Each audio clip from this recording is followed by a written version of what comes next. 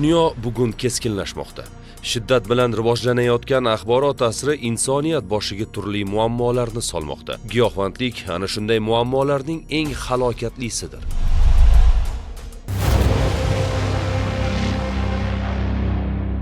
Giyohvandlik nafaqat insonning jismoniy va ruhiy salomatligiga putur yetkazadi, balki oilalarni buzadi, jamiyatni beqarorlashtiradi va iqtisodiy rivojlanishni sekinlashtiradi. Bu illat chegara bilmaydi. Yoshidan, ijtimoiy mavqeidan qat'iy nazar aholining barcha qatlamiga kirib boradi. Oxir-oqibat millat genofondini tanazzulga yetaklaydi. Qora rangli paketda ikkita bo'lakdagi ruchka xizmat gazga olgan modda.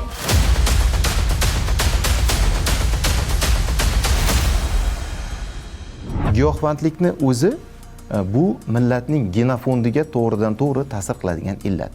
Ya'ni o'sha giyohvand bu nafaqat o'zini, balki uni atrofidagi jamiyatni, oilasini ertaga bir tanazzulga olib boradigan shaxs hisoblanadi.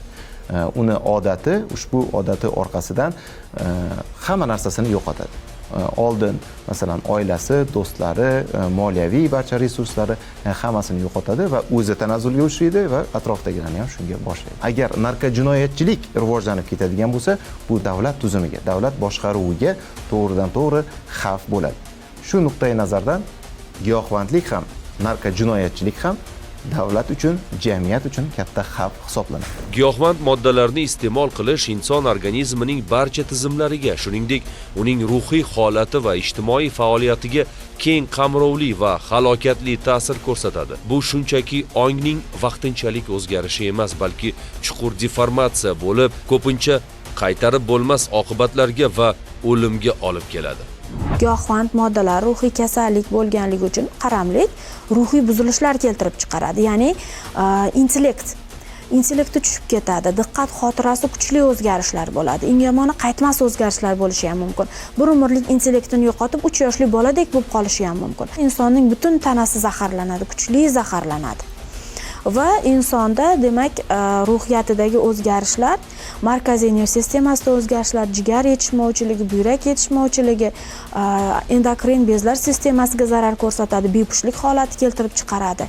Hattoki bemorda bir umrlik oyoq-qo'lni ishlamay qolish holatlari, nogironlik holatlari keltirib chiqarishi mumkin. Dunyo mamlakatlari rivojlangani sayin narko-jinoyat olami vakillari ham o'z tizimlarini rivojlantirmoqda. Oldinlari klassik turdagi narkotik vositalarni muomalaga kiritishga harakat qilingan bo'lsa, bugun ular sintetik vositalarga almashtirildi. Aslida tibbiyotda qo'llanilishi kerak bo'lgan kuchli ta'sir qiluvchi dori vositalari giyohvandlarning asosiy iste'mol manbaiga aylandi. 2018-yilda ayrim dori vositalari kuchli ta'sir qiluvchi dori vositalari ro'yxatiga kiritilgan va ushbu kuchli ta'sir qiluvchi dori vositalari psixotrop dori vositalari bilan bir xil tarzda uning sotuviga va muomalasiga shunday talablar qo'yilgan.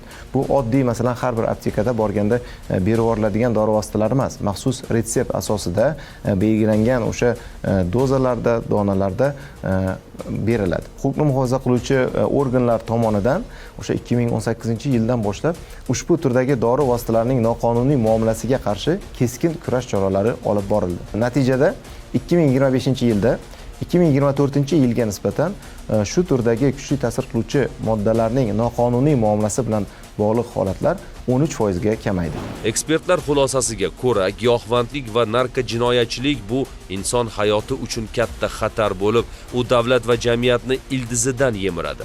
Shu bois mamlakatimizda giyohvandlik illatiga qarshi keskin chora-tadbirlar amalga oshirilmoqda. O'zbekiston Respublikasi Prezidentining 73-sonli farmoni bilan 5 yillik strategiya 2024-28-yillarga mo'ljallangan strategiya qabul qildi. Va strategiyada asosiy e'tibor aholi, ayniqsa yoshlarni ongida giyohvand moddalar, giyohvandlikka nisbatan, narkojinoyatchilikka nisbatan immunitetni shakllantirish. Ya'ni bir so'z bilan aytganda, ushbu narkotiklarga bo'lgan talabni yo'q qilishga qaratilgan. To'g'ri, mamlakatimizda aniqlangan narko-jinoyatlar soni boshqa mamlakatlarga nisbatan ko'p bo'lishi mumkin, ammo qo'lga olingan narkotiklar miqdori kam. Buning asosiy sababi respublikamizda giyohvandlik vositalarining eng kam miqdori, ya'ni 1 milligram miqdori ham jinoiy javobgarlikka sabab bo'ladi. Boshqa mamlakatlarda esa bu miqdor 1 2 grammni tashkil etadi. Ungacha bo'lgan miqdor esa ma'muriy javobgarlik sifatida belgilanadi. Solishtiriladigan bo'lsa, aynan qo'shni davlatlarga qaraganda respublikada bizada vaziyat, narkovaziyat ancha nazorat ostida va huquqni himoya qiluvchi organlarning resurslari bu vaziyatni jilovlashga to'liq yetadi. Giyohvandlik va narkojinoyatchilikka qarshi kurashish bilan birgalikda targ'ibot ishlari ham olib boriladi. Prezidentimiz ta'kidlaganlaridek, giyohvandlik va narkojinoyatchilikka qarshi kurashish bu umummilliy harakatga aylanishi kerak. Giyohvandlik vositalarini bugun oziq-ovqat mahsulotlari, dori-darmon va kosmetik vositalar ko'rinishida ishlab chiqarishga urinishlar bo'lmoqda. Avvallari O'zbekiston hududiga narkotiklar chetdan olib kirilgan bo'lsa, endilikda o'zimizda yashirin narkolaboratoriyalarni tashkil etish va ularga ilm ahlini jalb qilishga urinishlar kuzatilmoqda. O'zbekiston Respublikasi Oliy sudi ma'lumotlariga ko'ra, 2025-yilda Jinoyat kodeksining 276-moddasi, ya'ni giyohvandlik vositalari, ularning analoglari yoki psixotrop moddalarni sotish maqsadisiz tayyorlash, egallash, saqlash va boshqa harakatlar bilan 6244 nafar shaxs jinoiy javobgarlikka tortilgan. O'zbekiston Respublikasi Prezidentining 2025-yil 3-noyabrdagi aholi salomatligi va millat genofondini narkojinoyatchilik va giyohvandlikning salbiy ta'sirlaridan samarali himoya qilish to'g'risidagi farmonida giyohvandlik vositalarining noqonuniy muomalasi bilan bog'liq bo'lgan jinoyatlar uchun javobgarlikni kuchaytirish masalasi belgilab berildi. Ta'lim muassasalarini perimetrlarida sodir qilingan jinoyatlar bu aynan shu ta'lim muassasalarini atrofida bo'lganligi uchun og'irlashtiruvchi holat hisoblanadi va u uchun belgilangan javobgarlik bir necha yilga ko'proq qo'llaniladi. Bundan tashqari voyaga yetmaganlarni o'sha giyohvandlik vositasini iste'mol qilishga undash holatlari bu ham og'irlashtiruvchi holat hisoblanadi.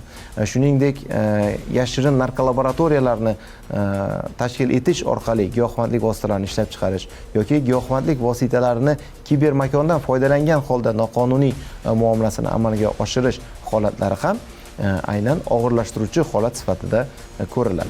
Birgina 2025-yilda huquqni muhofaza qiluvchi organlar tomonidan o'tkazilgan tezkor tadbirlar natijasida 3 tonna 413 kilogramm narkotik, psixotrop va kuchli ta'sir qiluvchi moddalarning noqonuniy muomalasiga chek qo'yilib, iste'molga chiqib ketishining oldi olindi.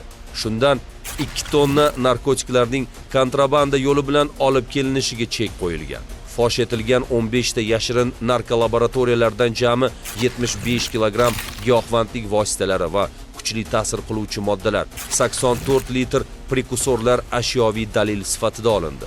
95 ta dorixonalarda tarkibida giyohvandlik vositalari, psixotrop va kuchli ta'sir qiluvchi moddalar bo'lgan jami 18,4 ming dona 166 million so'mlik dori vositalari noqonuniy realizatsiya qilinganligi aniqlanib, ular bo'yicha 93 ta jinoiy va 2 ta ma'muriy ish qo'zg'atildi. Aniqlanayotgan yashirin narkolaboratoriyalar, Respublika O'zbekistonda aniqlanayotgan yashirin narkolaboratoriyalarning faoliyati o'rganilganda, ular faqatgina birlamchi kimyoviy ishlov beriladigan laboratoriyalar, ya'ni to'liq katta hajmdagi murakkab masalan texnik vositalar bilan ta'minlangan emas, balki oddiy, ya'ni faqat kapsulalarga joylash yoki uzog'i 1-2 ta o'sha kimyoviy elementlarni bir-biriga aralashtirish yoki o'sha vaznlarga ma'lum bir vaznlarga ajratish bilan shug'ullanadigan yoki bo'lmasa giyohvandlik vositasini sun'iy ravishda o'stirish bilan shug'ullanadigan narkolaboratoriyalar ekanligini ta'kidlashimiz lozim. Va shuni ham aytish kerakki, yashirin narkolaboratoriyalarning faoliyati boshlanishi bilan bizda o'sha aniqlangan. Ularning faoliyatiga chek qo'yilgan. Ya'ni 1-2-3 yillab faoliyat yuritayotgan narkolaboratoriyalar aniqlanmagan. Giyohvandlik 21-asrning eng halokatli fojiasi. Unga qarshi kurash faqat davlatning emas, balki har bir fuqaroning burchi hisoblanadi. Faqat birgalikdagi sa'y harakatlar orqali biz giyohvand moddalarning halokatli ta'siridan xoli bo'lgan sog'lom va xavfsiz jamiyat qurishimiz mumkin. Shunday ekan, ogoh bo'ling.